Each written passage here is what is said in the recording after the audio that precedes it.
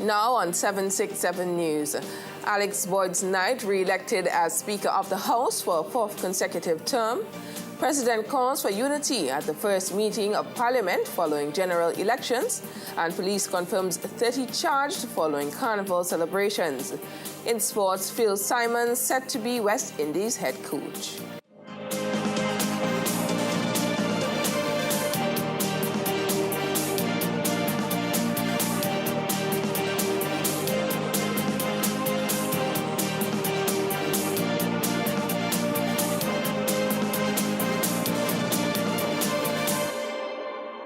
Welcome to the weekend edition of 767 News. I'm Alicia George, here to present tonight's newscast right after this break.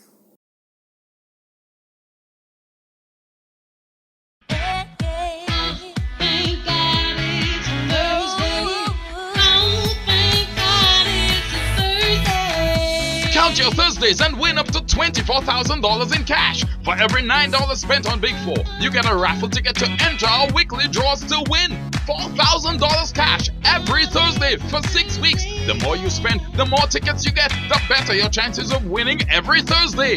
That's $24,000 in cash. So play Big 4, count your Thursdays and win up to $24,000 in cash. Only from the Dominica National Lottery.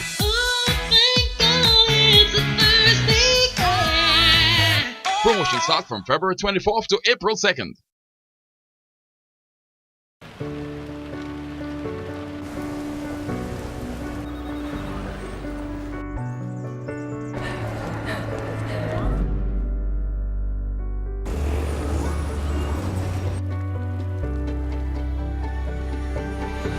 Some call it money transfer. We call it helping him hit his first ever six. MoneyGram, bringing you closer. Welcome back. In tonight's newscast, Attorney at Law Alex Boyd Knight was elected as Speaker of the House of Assembly for a fourth consecutive term early Friday morning during the first sitting of the first session of the 9th Parliament under the Constitution of the Commonwealth of Dominica. 31 members of Parliament, including government ministers, parliamentary representatives, Attorney General Levi A. Peter, Senators Josiah Benoit, Edward Regis, Monel Williams, Isaac Baptist, Felix Thomas, Dr. Thompson Fontaine, and Joseph Isaac participated in the election proceeding. At the end of the voting process, Boyd Knight succeeded over opposition's nominee Judith Festina with a vote of 21 to 10. Honorable Prime Minister Roosevelt Skerrit issued congratulatory remarks to the re-elected Speaker while highlighting her qualifications to lead the House. I travel the length and breadth of this world, and Madam Speaker has tremendous respect regionally and internationally. You know, we can always sit and criticize people. We can always sit and cast aspersions on people. But always, he who has no sin must cast the first stone. Madam Speaker is not a perfect being, and she'll never be a perfect being. As a matter of fact, my understanding is that only one person who walked this earth was a perfect being, that's Christ. And he too was crucified. Opposition leader Honorable Lennox Linton, who also congratulated the Speaker, called for fairness in future parliamentary proceedings. We all go through periods of reflection, and I'm sure this for you, Madam Speaker, will be an important period of reflection as to how it is you have conducted the affairs of this Parliament over the past 15 years, and how you would like to be remembered for what you do in this final term. Maybe not, because I understand that one certain people in government, you will always be the Speaker. So we leave that to the people. We leave that to the people. But Madam Speaker, the necessity of fairness, objectivity, the necessity to allow all opinions to contend, and the necessity to do that at a level in which the truth prevails and debate in the House itself is balanced. That's all we ask of you. Thank you very much. Senator Edward Regis was elected Deputy Speaker of the House undisputed since the opposition did not present any nominee nor oppose to the nomination of the Deputy Speaker. Senator Regis is required to understudy the Speaker of the House in his capacity. Following the elections, members of Parliament read the affirmation of oath of allegiance, making them full-fledged members of the House of Assembly. President of Dominica, His Excellency Charles Savary, has called for a uniform approach to settle what he described as broken and hostile relationships which surfaced following the December 8, 2014 general elections.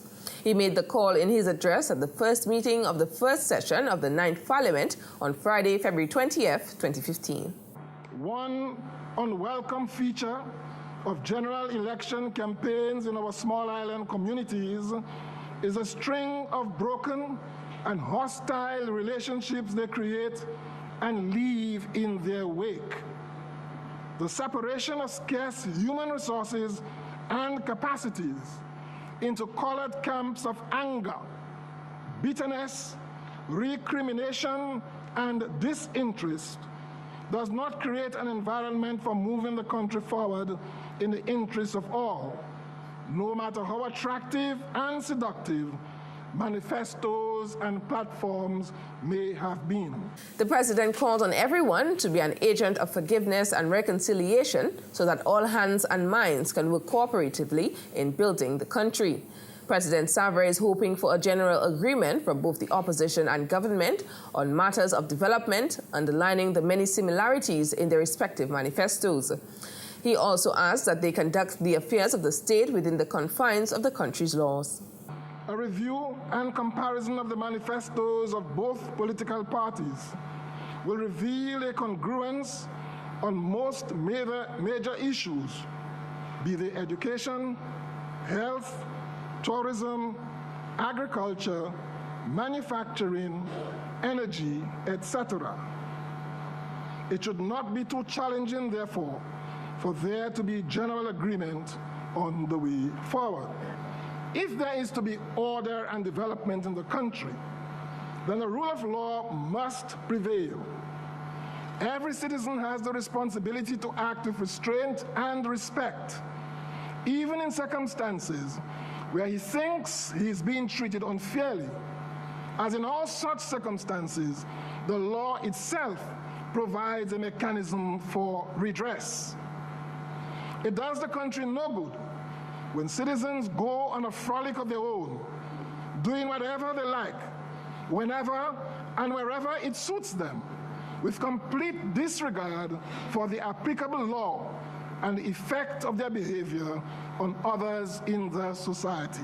The president also called for constructive contribution from the opposition during parliament proceedings and wished all a spirited and productive. In related stories, a motion by the opposition United Workers' Party to include what the party considers pertinent questions on the Parliament order paper was denied earlier today during the first session of the first meeting of the 9th Parliament.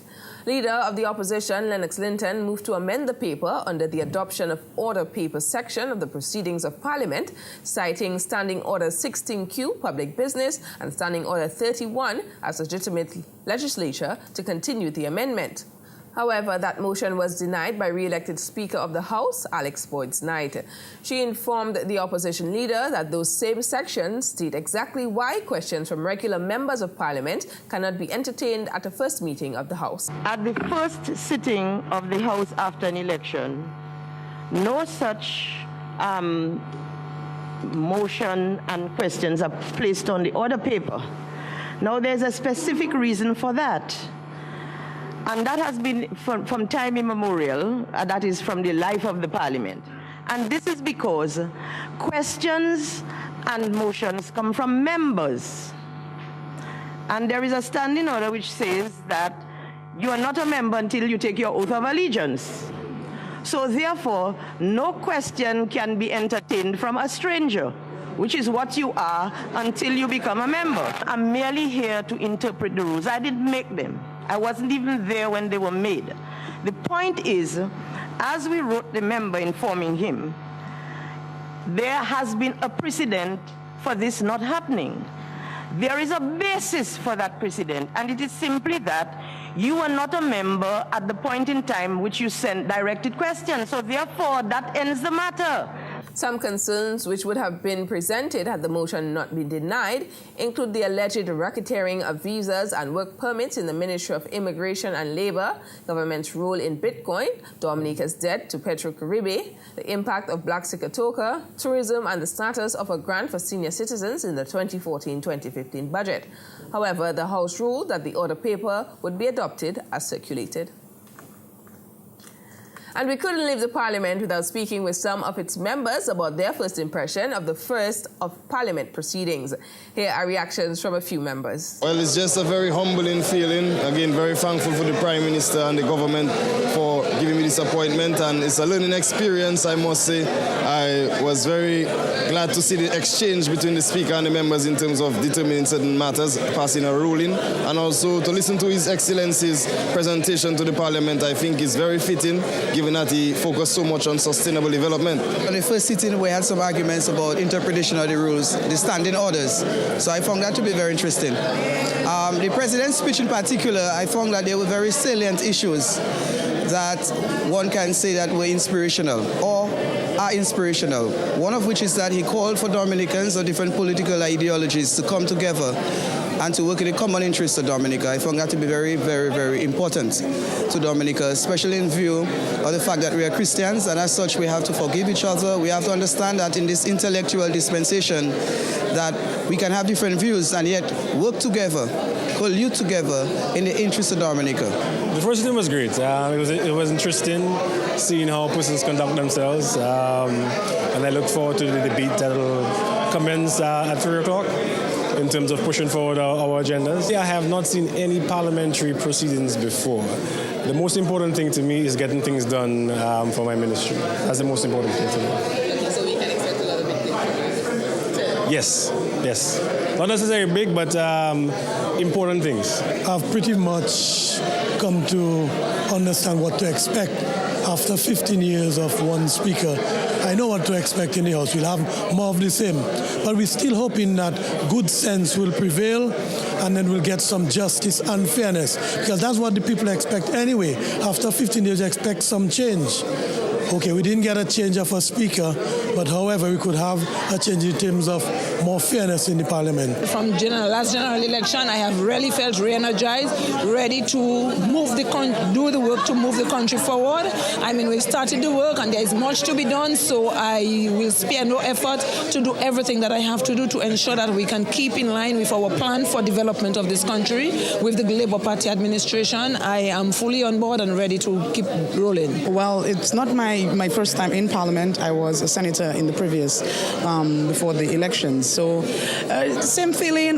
This sitting of Parliament where the President spoke, a couple of quotes that he gave, it's a great time for reflection. A new Parliament, I expect big things coming from the Parliament. I expect objective debates coming in. Hopefully the government side will allow the opposition to do their business, which is the people's business. Both sides, like the President said, has one client, which is the people of the Commonwealth of Dominica. I'm happy and contented to have been, nominated and elected, and I want to thank both sides of the House. As you notice, I was unanimously elected, and that level of confidence is something that you take with a humble heart, and but however, focus on a sense of duty.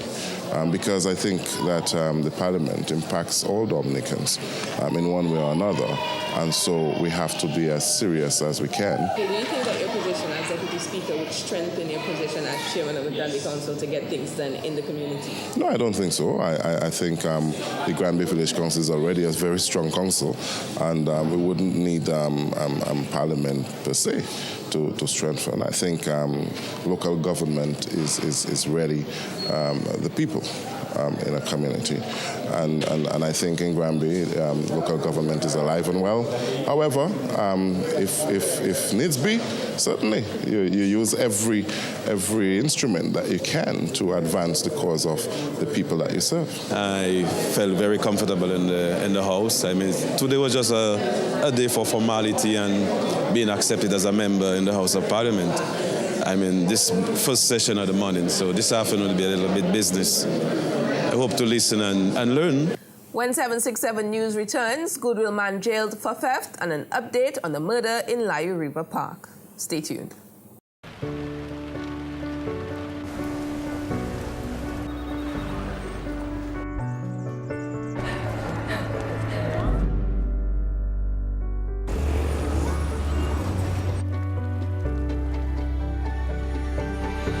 Some call it money transfer.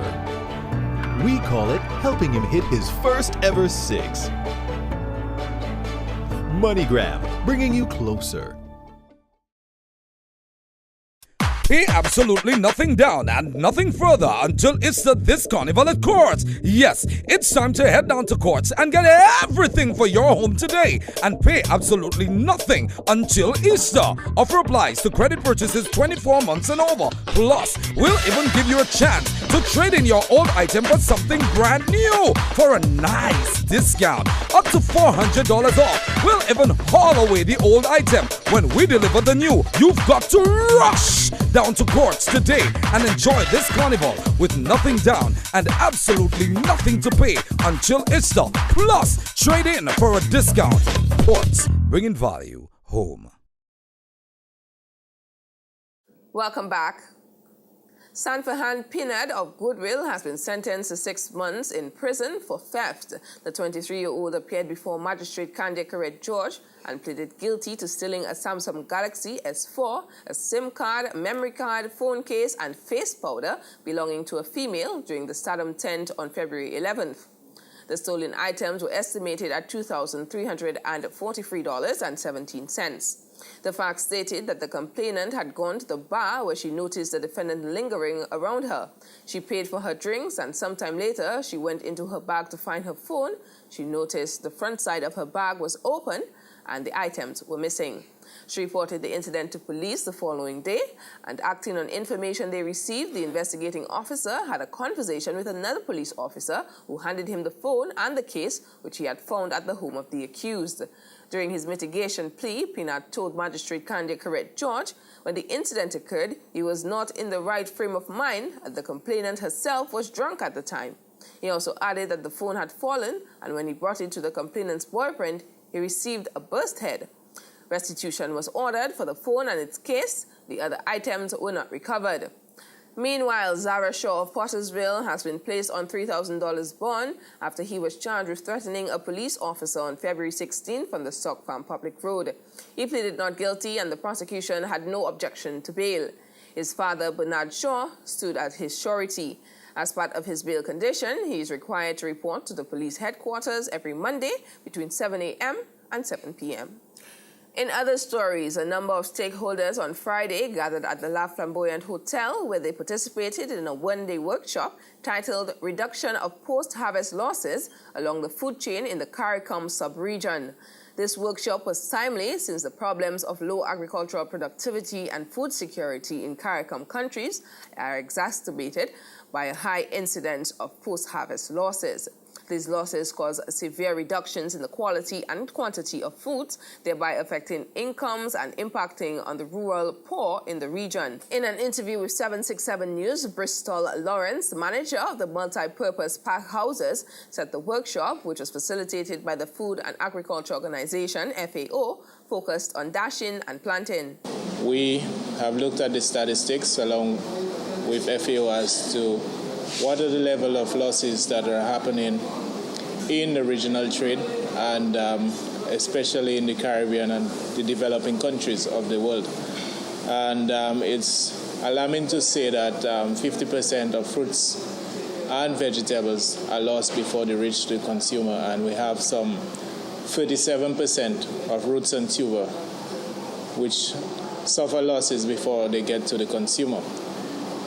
Losses are a reflection of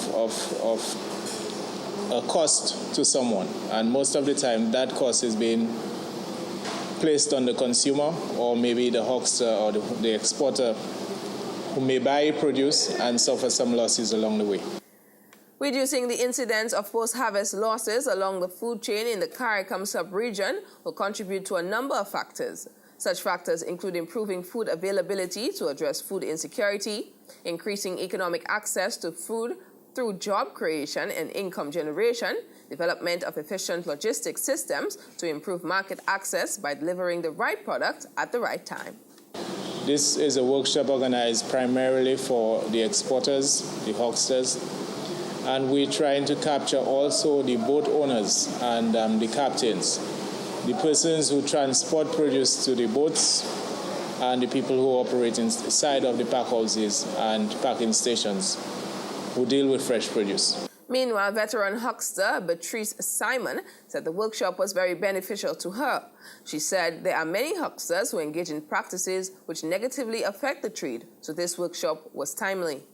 When farmers bring things to me from I see there is a problem, I don't accept it from them. And there are two others that tell me they bring it for such a huckster that was will buy it. I said, go ahead. But some of us don't choose. We need to choose or select our produce properly. Some don't do it. Because I pass and go up sometimes and see what some hucksters have on the market, and it's a shame. I actually tell them, how can you carry that to Guadeloupe? Who's going to buy that from you? There is one, he said, Guadeloupe don't like nice things. But I told him, but you should sell good things. You sell nice things, nice things sells itself. You don't have to force anybody to buy it. So this workshop is quite beneficial. It's just a pity there are not enough hucksters there to see what is really going on and to learn how to do things properly. Simon said all hucksters should ensure that produce from farmers are carefully selected as a measure of exporting quality produce. The workshop also included the collaboration of the Dominica Export-Import Agency, DEXIA, the Ministry of Agriculture, MOA, and the Dominica Hucksters Association, DHE. The investigation is continuing into the death of a Layou Valley resident who was found dead near his home on Wednesday morning.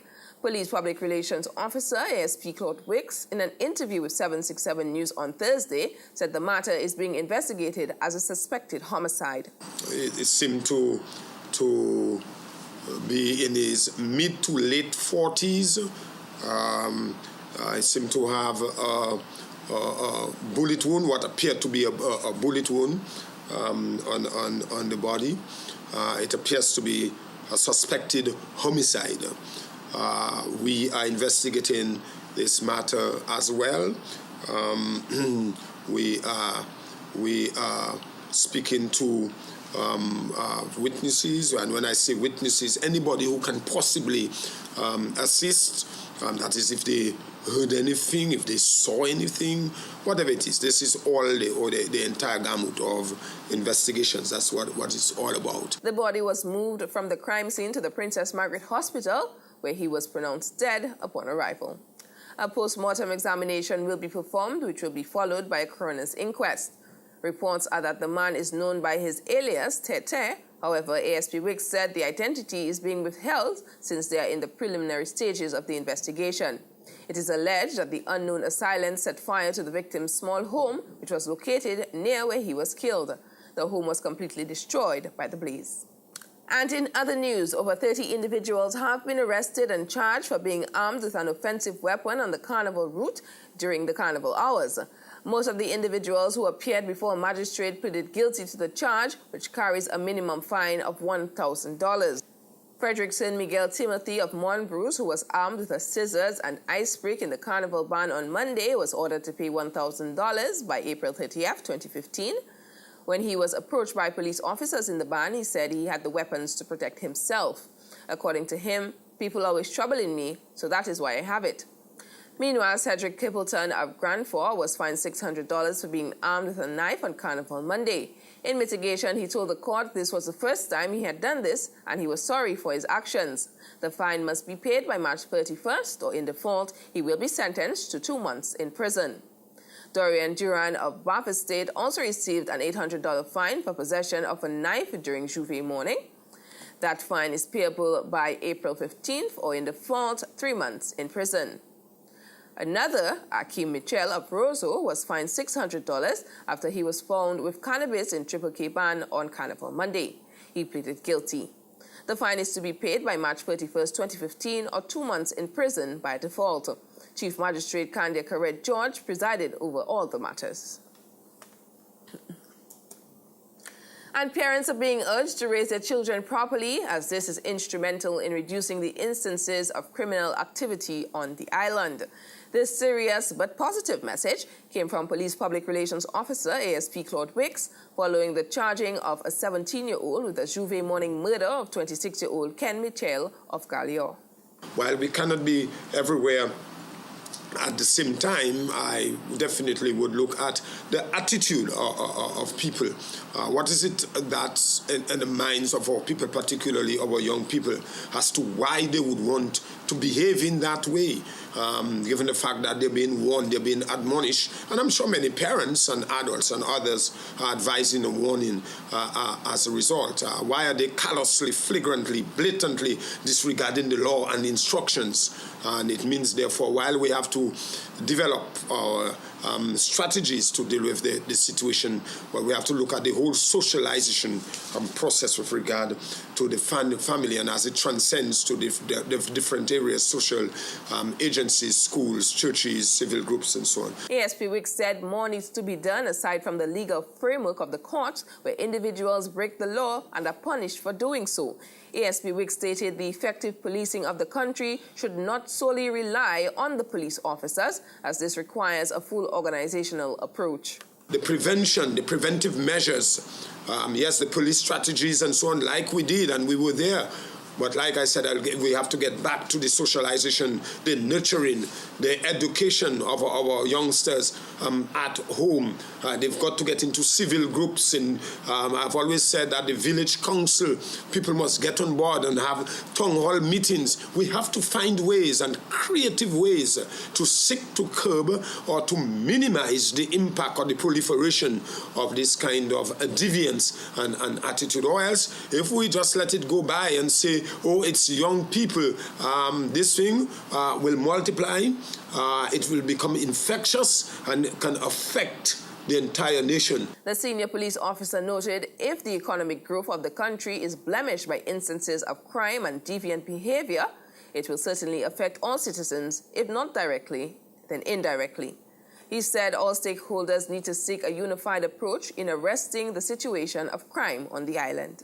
We're not going to say that there won't be criminal activities, there won't be deviance, given the nature of man, but it has to be managed, it has to be supervised, it has to be under control so as not to badly affect our country. Residents of Santa Roma thinking of signing up for the fastest broadband and best cable service company on the island, Digicel Play, now have the perfect opportunity to do so. This is so as the Digicel Play sales team will on Saturday, February 21st, host what they have dubbed a sales blitz in that community. Marvin Gervais, Digicel Play's sales team supervisor, explains. Our last blitz was at Grand Bay. In case you guys are wondering what is a blitz, it's basically us signing up customers on a particular day and getting them installed on that same day.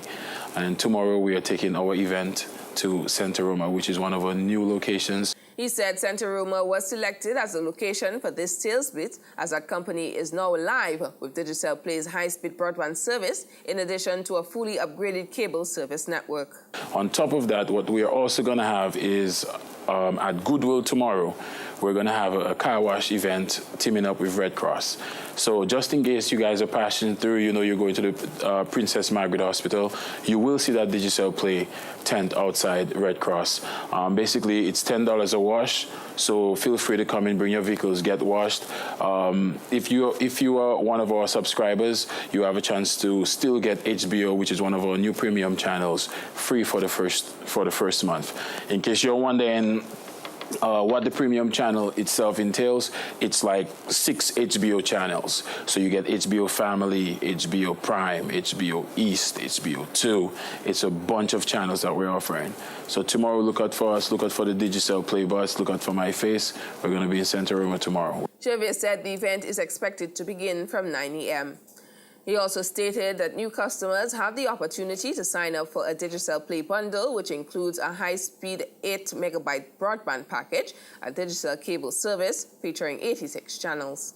So if you're one of our subscribers and tomorrow you want to get signed up for both cable and internet service, you can get our service as low as $149. We're giving you a nice looking box.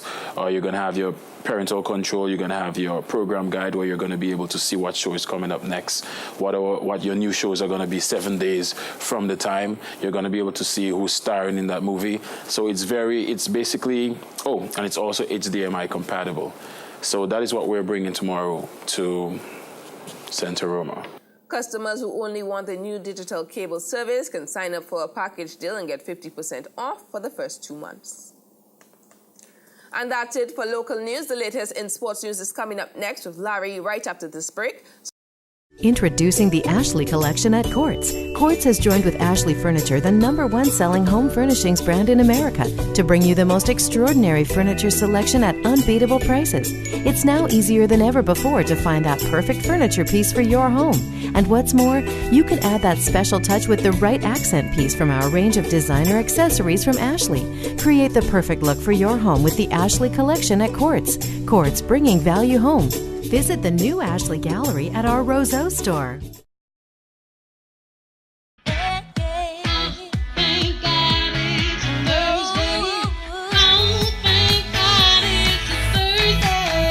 Count your Thursdays and win up to $24,000 in cash. For every $9 spent on Big 4, you get a raffle ticket to enter our weekly draws to win $4,000 cash every Thursday for 6 weeks. The more you spend, the more tickets you get, the better your chances of winning every Thursday.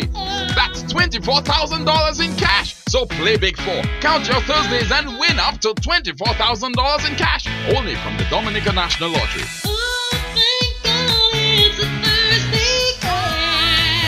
Promotion starts from February 24th to April 2nd. Good evening and welcome to 767 Sports. In tonight's coverage, we begin with cricket. On the back of opening losses, Pakistan and West Indies will look to get back their World Cup campaigns on track at Hagley on Saturday. Pakistan and West Indies will look to bounce back from devastating opening Cricket World Cup defeats when they meet in Christchurch.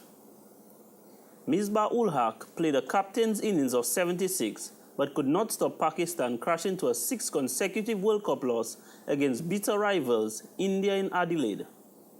However, the greater humiliation belonged to West Indies, who were unable to defend 304 against associate nation Ireland. Despite inadequate recent form, West Indies have lost 7 of their past 8 one-day internationals, with Pakistan on the receiving end in 11 of their last 13. Both sides boast match winners capable of firing them out of their respective slumps. Misbah said it is important for the West Indies and Pakistan. And in more cricket, reports have surfaced that former West Indies opening batsman Phil Simmons, the current coach of Ireland, is set to take over as West Indies coach once the ICC World Cup is over. Simmons' first series in charge of West Indies will be against England, which will play 3 tests in the region from April 6 to May 5th. Simmons will replace Otis Gibson, who parted ways with the team in August 2014 after being in charge for 4 years. Since then, Stuart Williams, team manager, Sir Richie Richardson, and bowling coach Sir Curtly Ambrose have been in charge of the West Indies. The team lost to Ireland in their opening match of the World Cup, currently underway in Australia and New Zealand. Simmons has had success as Ireland coach since 2007. Under his guidance, Ireland won 2 Intercontinental Cups and qualified for 4 successive World T20 campaigns. In 2013, Ireland became the first team to win the Associates treble of the Intercontinental Cup, World Cricket League, and 2020. And that's it for tonight's sportscast. Tune in again on Monday for more sports news. That was Larry with the latest in sports. Now for a recap of tonight's headlines. Alex Boyd Knight re-elected as Speaker of the House for a 4th term. President calls for unity at the first meeting of Parliament following general elections, and police confirms 30 charged following carnival celebrations. In sports, Phil Simons said to be West Indies head coach. And that's all for now. Join us again next week for another newscast. Until then, drop us an email at media@767news.dm, friend us on Facebook, and be sure to like our 767 News page. From all of us on the 767 News production team, I'm Alicia George, wishing you a wonderful evening, a wonderful weekend, and thanks for watching.